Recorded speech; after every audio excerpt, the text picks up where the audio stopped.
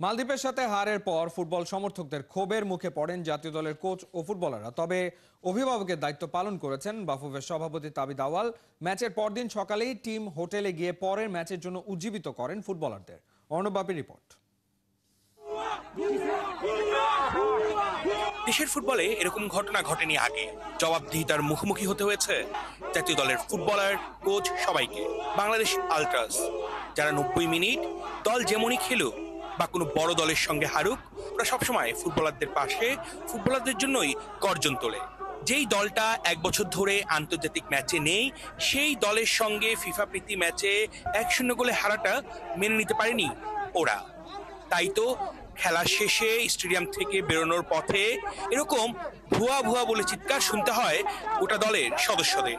শুধু তাই নয়, কোচ কাবরেরা অনেকটা সময় অপেক্ষা করতে হয় বাসে ওঠার জন্য, এবং সবাই তখন চিৎকার তোলে, গেট আউট কাবরেরা। ফুটবলারদের বাস আটকে অনেকটা সময় বিক্ষোভ প্রদর্শন করে আল্ট্রাসের সদস্যরা। তবে অভিভাবকের দায়িত্ব পালন করেছেন ফুটবল ফেডারেশনের সভাপতি তাবিদ আওয়াল।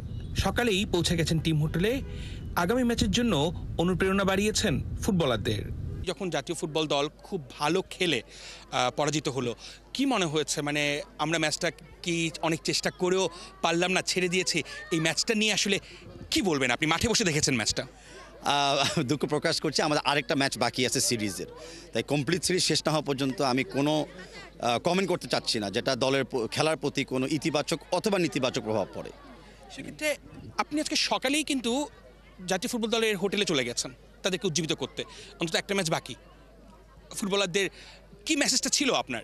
মেসেজ ভেরি সিম্পল, আমাদের ফুটবলরা দর্শক মনে করে তারা ভালো খেলেছিল, দর্শক চায় তারা আগামী ম্যাচও ভালো খেলে অ্যান্ড নট ফিল যে হেরে যাওয়ার জন্য তারা অ্যাব্যান্ডেন হয়ে গেছে। তা আমি খালি আমার পক্ষে না, ফেডারেশন বা বাংলাদেশের দর্শকদের পক্ষে আমি গিয়েছিলাম ফুটবলারদেরকে বার্তা দেওয়ার জন্য যে হেড আপ, চিন আপ, নেক্সট ম্যাচে যেন জয় আসে।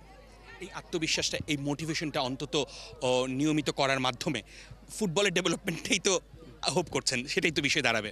আমরা সবাই একই জিনিস হোপ করছি, অনেকে অনেকভাবে অবদান রাখবো, অনেকে অনেকভাবে কন্ট্রিবিউট করবো, বাট আমাদের গোল একটা, যে ফুটবল ডেভেলপ হবে আর নতুন স্টার্স ডেভেলপ হবে। ধন্যবাদ। দুইটা ফিফা প্রীতি ম্যাচের দ্বিতীয়টায় শনিবার মালদ্বীপের মুখোমুখি হবে রাকিব, তপু, মোরসালিনরা। অর্ণব বাপি, ৭১।